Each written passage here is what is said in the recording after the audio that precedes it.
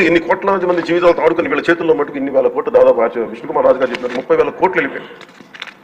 18,000 కోట్లు ముందస్తు తెలుస్తుంది కనుక లోతుగా చూస్తే అది చాలా పెద్ద ఇది స్కామ్, ఇది దోపిడీ. వీటిని కనుక మనం వదిలేస్తే తప్పు చేసిన వాళ్ళని గత ప్రభుత్వం సంబంధించిన ఇది ఇట్స్ నాట్ అబౌట్ వెండట పగా ప్రతీకారం కాదు, కానీ వీళ్ళని స్వేచ్ఛగా కనుక వదిలేస్తే వాళ్ళ అదృష్టవశాత్తు ఈరోజు వాళ్ళకి లేరు. వాళ్ళ కనుక ఉండుంటే వాళ్ళకి నిజంగా వాళ్ళకి సమాధానం చెప్పాల్సిన పరిస్థితి ఉండేది. తప్పించుకొని పారిపోయారు వాళ్ళు ఈరోజు, తప్పించుకొని పారిపోయారు వాళ్ళు. We have to make them accountable అధ్యక్ష. వాళ్ళు we have to bring them into accountability. They have to be penalised.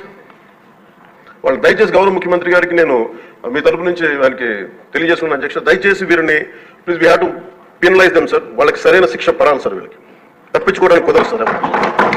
లేదంటే రేపు పొద్దున ఒక ట్రాఫిక్ కానిస్టేబుల్కి బలం ఇవ్వాలి అంటే ఆపగలమంటే వాళ్ళు ఏమంటారు సార్ లోపల? నేను చిన్నపాటి కానిస్టేబుల్ అయితే నాకేమనిపిస్తే మీరు పెద్దోళ్ళు అయితే వదిలేస్తారు, మమ్మల్ని అయితే పట్టుకుంటారంటారు సార్. మనకి రూలింగ్కి, గవర్నెన్స్కి, అడ్మినిస్ట్రేషన్కి నైతిక బలం పొంది అధ్యక్ష. ఐ రిక్వెస్ట్ యూ, నేను మిమ్మల్ని నేను ఉద్దేశించి అందరూ హౌస్ మెంబర్స్ గౌరవ సభ్యులందరినీ గౌరవ ముఖ్యమంత్రి గారిని అడుగుతున్నాను అధ్యక్ష మీ ద్వారా. They have to be punished and they have to be penalised whoever they are.